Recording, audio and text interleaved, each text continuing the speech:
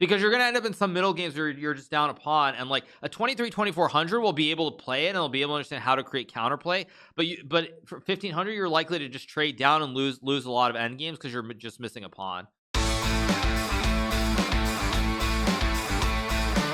So I remember there was this tournament held at this small hotel in Stamford, Connecticut. Actually, I think it was about like 1997 maybe, or 90, maybe like I became a master in 98, so I think it was 97 maybe, or it was early in I think it was late 1997. I think it was November, and I think this tournament, by the way, is happening.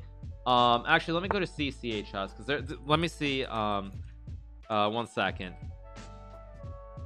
Let me see if I can find it. Yeah, there was this tournament. I'm pretty sure it was the Stamford Open in Stamford, Connecticut. Which is happening November 1st to 3rd, or maybe it's not happening this year, but it was called Stamford. Yeah, November 5th to 7th, 2021. So the tournament's happening 23 years later. So I'm pretty sure this was the event. Anyway, to get to the story, I'm going to develop, by the way. I'm becoming the new Yasser Sarawat. Yeah, now I'm telling you all these old stories, but I remember that I was there. And it was just a small tournament held in this hotel. I was trying to improve. I wasn't great, but there was this very tense game between this Yugoslavian IM. If I thought long enough, I remember his name, and I think someone who was a master. Anyway, I think I was watching the game. It was a very tense game. There was a scramble. It ended, and then afterwards, I think I asked about a move. And the IMs basically gave me this look like, you know, like just get lost, basically. Like, what are you talking about? And so that memory actually stands in my head pretty well. So I you know, it's all like perspective and when you remember these things.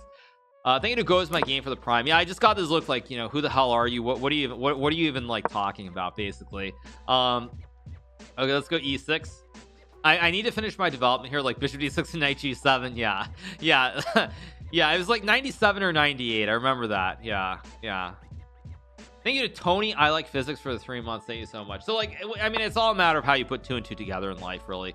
Let's go bishop D6 and knight E7. It was definitely not Eric Rosen, though. Eric Rosen would never do that.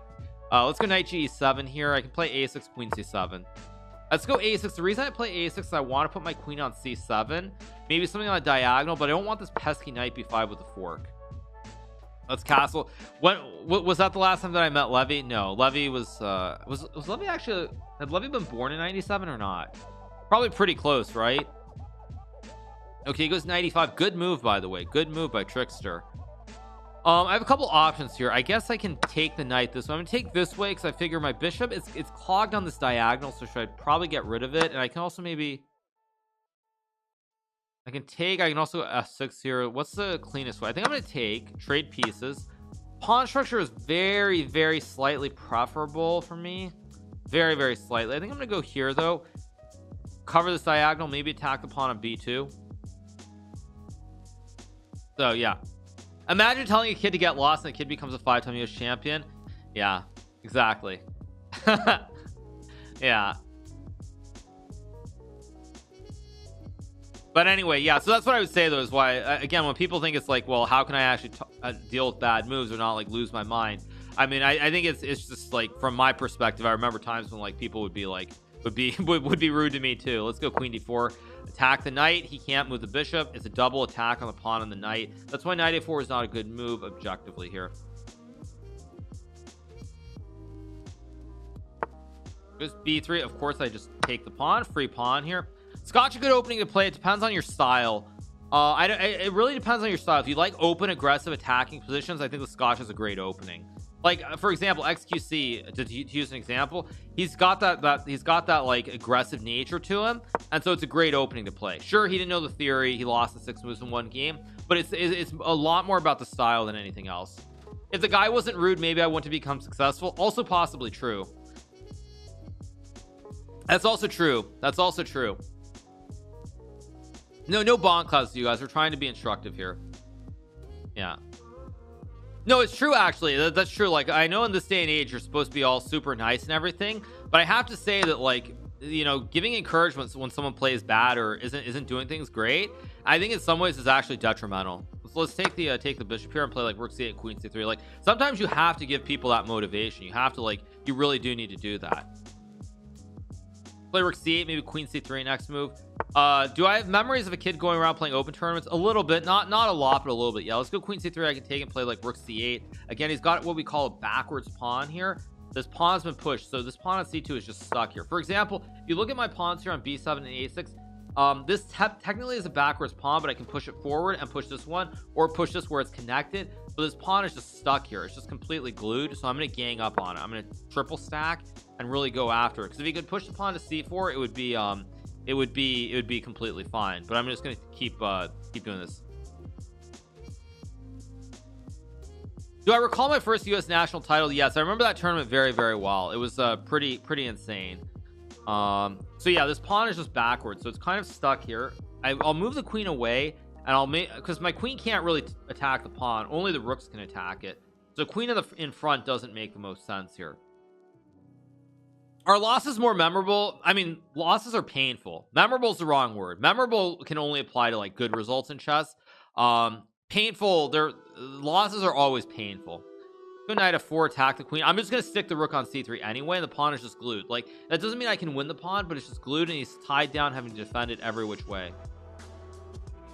I would say the Grand Prix, and the only reason I would say the Grand Prix is because if you play the Mora and you don't get a great, like, Mora, I feel like either at that level you're either gonna win out of the opening because you know the opening better, or you're just gonna lose. You're not gonna get positions where you get to play in the middle and there isn't like a big imbalance. Like the Grand Prix, the material is even, so you play the game, whereas in the Mora you're either going to win the game or you're going to lose the game from the get-go. And I think that at that level that's not really going to help you improve as much, because also if you play a middle game down a pawn, you're at a level where you're not going to understand how to create chances. You're probably just going to lose the majority of games. So I would say probably you can play the Mora here or there, but I think the Grand Prix is a better opening objectively to play. That's what I would say, because you're gonna end up in some middle games where you're just down a pawn, and like a 23-2400 will be able to play it and they'll be able to understand how to create counterplay. But for 1500 you're likely to just trade down and lose a lot of end games because you're just missing a pawn. That's what I would say. So I think you can play it. You can definitely play the Smith's Mora, but I would recommend that the full time opening you should play would be the Grand Prix. And the Grand Prix worked for me too. The mainline Grand Prix can be pretty rough for white with knight d4. I don't even know what the mainline Grand Prix is considered these days. Okay, I'm gonna take. He can't trade because I take, and then he loses the rook. He has to take with the rook here. Only move. You assume us 1500s know how to play an endgame, but you're just gonna be a disadvantage down a pawn. And materially, if you're down a pawn, it's just gonna be very tough. Is what I would say. My coach has said I should not play d4 and only play e4 for now. Why is that? I'm only 3 lessons in. Variety is not the flavor of the game. You have to get the basics down first and foremost. You have to get the basics down, so it's best to focus on like one opening at the start. Later on you can add more openings, but at the start you should only play one. Now I'm gonna put the rook here again. Look at this poor rook, this backwards pawn on this poor rook. Okay, so now what I'm gonna do is I'm gonna actually just bring my king over, because this rook is stuck to the pawn. This is why backwards pawns are so problematic. Do you think the Grand Prix starts to not work at what elo? I think Grand Prix, I would say, I mean, of course the game has changed from when I played, so I would say g3 is the close Sicilian, by the way. If you go knight c3 with g3, that's the close Sicilian. That's not the Grand Prix. I would say that probably nowadays around 2000 level it stops working. I think around 2000 level over the board, I'm saying. So it's like probably about 2300 blitz online is comparable. I still play it from time to time. Absolutely, I love the opening. But in the slow game, it's not great anymore. It's not great.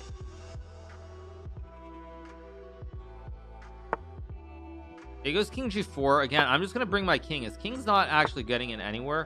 I'm just gonna run this king all the way up here. Scotch versus Grand Prix, different set of openings. Scotch is e4 e5. Grand Prix is the e4 c5. It's a Sicilian, completely different.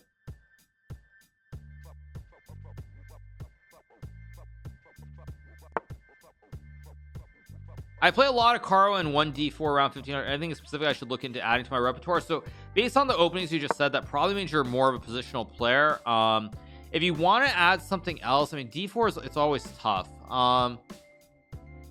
Or wait, you say you play d4 with white. I mean, I feel with white, just stick to d4 or e4. Just play d4. With black, if you play Caro-Kann, maybe add in I'm trying to think of a similar structure. Hard to come with a similar structure, so I would say just stick to what you're doing. By the way, you guys, I'm running this pawn down here. He can't capture because he loses the rook. and basically white loses this game here because of this very, very sad rook. I'm gonna trade the rooks now and make a queen and win the game. Well, I stay on the FIDE classical rating list if Latvia event is canceled. I don't know. I mean, but even if I'm not, I still have the rating, and I'll play at some point. Obviously, that's not really a question. It's not like somehow if your rating goes inactive, like that means that like you can't play again.